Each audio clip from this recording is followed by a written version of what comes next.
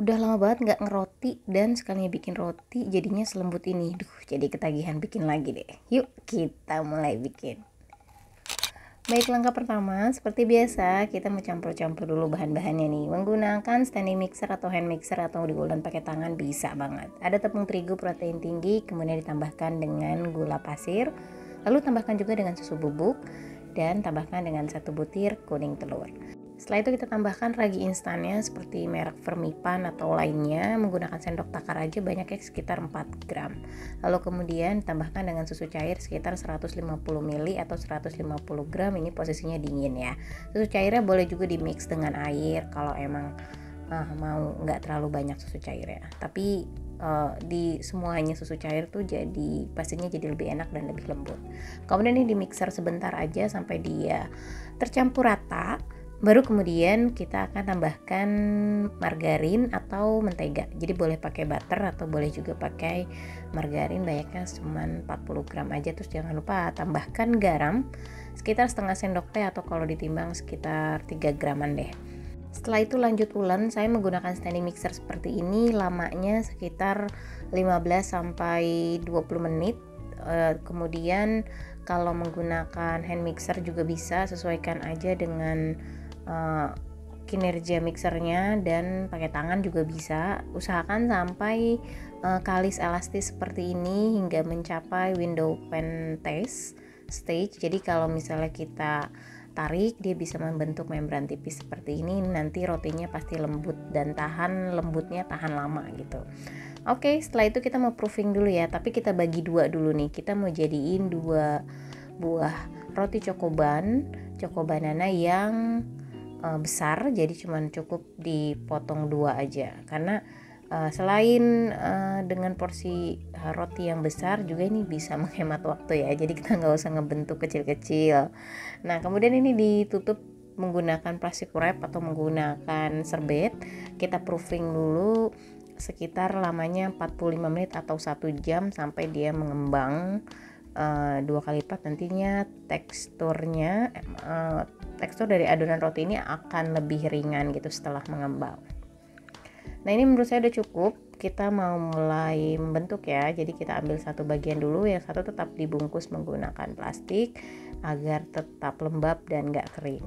Lalu kemudian satu buah ini akan kita rolling tipis, tapi jangan terlalu tipis, maksudnya di rolling melebar aja, membentuk seperti ada sayap di kanan kirinya untuk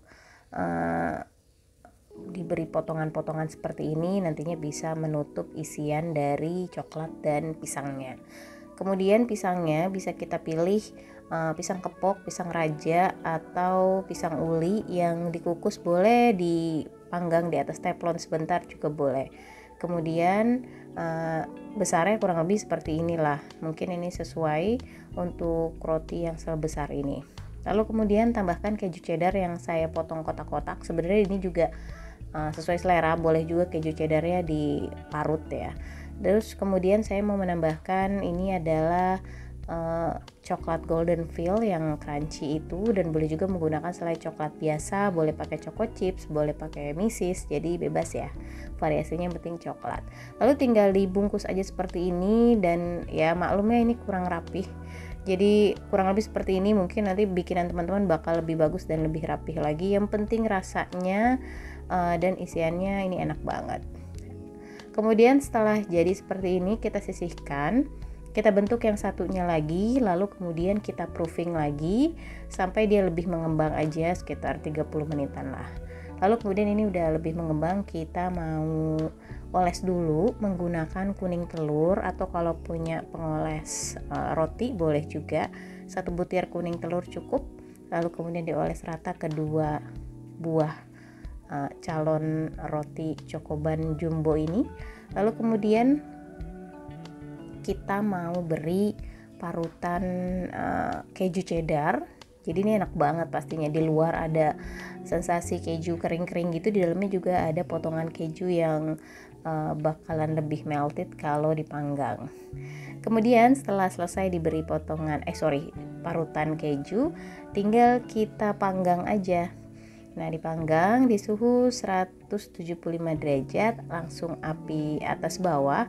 Tapi perhatikan api atasnya ya, kalau misalnya sudah agak kecoklatan sebaiknya dimatiin aja atau dikecilkan api atasnya.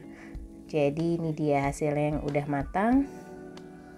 Lamanya sekitar 30 menit deh manggang ini, 30 sampai 35 menit tergantung oven masing-masing ya, sesuaikan aja. Dan ini dia hasilnya. Ini beneran lembut banget. Jadi dipotong, misalnya saya potong kayak gini aja udah gampang banget motongnya. Terus bagian dalamnya karena kita pakai selai coklat, dia bakal melty terus walaupun sudah adem ya. Tapi kalau mau pakai potongan coklat di sisi boleh juga, tapi mungkin dia akan mengeras setelah adem. Begitupun dengan misis. Jadi ya kalau mau terus melted ya pakai selai coklat merek apapun bisa. Ini dia nih hasilnya, enak banget, juicy gitu pisangnya, terus selai coklatnya juga jadi melted, dan yang penting rotinya itu lembut banget nih buktinya. Ini lembutnya tuh awet banget, yang penting saat menyimpan ditutup di wadah kedap udara atau ditutup menggunakan plastik gitu. Jadi dicoba di rumah ya, jangan lupa juga untuk subscribe, like, comment, dan share video ini biar kita makin semangat upload video berikutnya. Thank you for watching.